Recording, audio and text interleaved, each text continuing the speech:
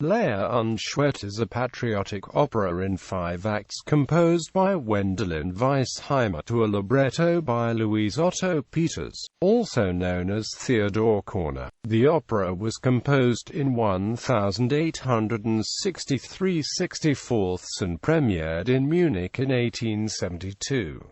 The libretto is based on an episode in the life of the German poet and soldier, Theodor Körner. History. The libretto was written by Louise Otto-Peters, who had already shown ardent interest in patriotic subjects as a youth. It depicts the last episode of Theodor Körner's life from the beginning of his military engagement until his death. Körner, a famous German poet during the wars of liberation against Napoleonic hegemony, was free of personal worries due to his professional success, culminating in the appointment as K.K. of the Ehrendoktor, a playwright of the Imperial Court at the Burg Theatre in Vienna. He nonetheless voluntarily joined the famous Lützow Free Corps as he wanted to deliver Germany from French dominance, writing to his father, "Yes, my dearest father, I want to become a soldier. I want to give up the newly acquired happy and carefree life joyously in order to fight for my fatherland, even if I have to spill my blood. No one is too valuable for the death for the liberty and the honor of his nation, but many are not valuable enough." Quote. In 19th-century Germany, Körner hence became a national hero.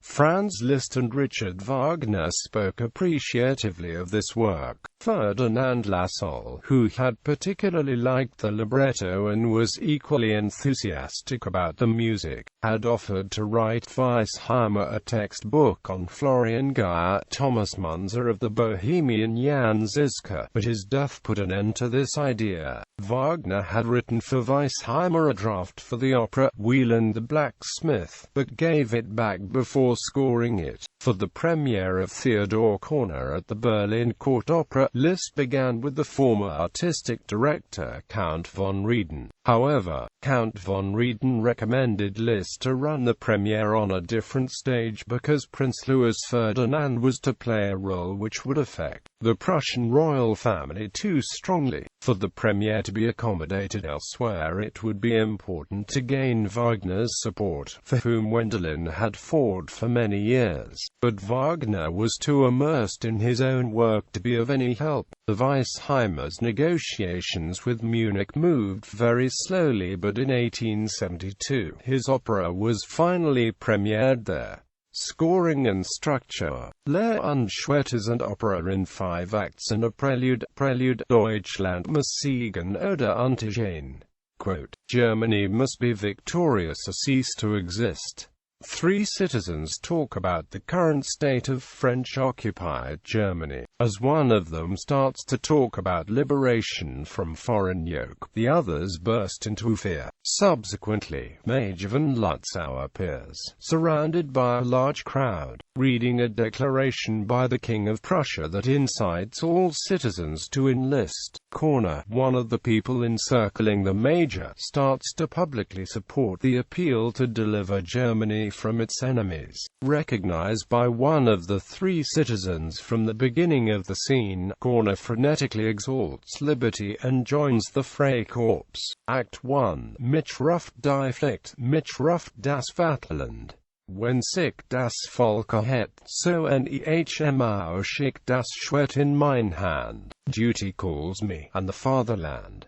When the people starts to fight, I will draw the sword as well. Tony, Körner's spouse, awaits her fiancé, who appears only to inform her that he must leave in order to fight for the liberation of Germany. In spite of her own patriotism, Tony tries to convince Körner that he can also be a benefit to the fatherland in his role as a poet. Dien der Kunst, du Dienst der deutschen Sache. In the 3rd scene of this act, several public officers appear and inform Theodor of his appointment as poet of the court in Vienna, thus providing new hope for Tony. But Körner finally decides that German art can only flourish if the German nation does, and this must be ensured by the sword. After several farewell kisses, he leaves.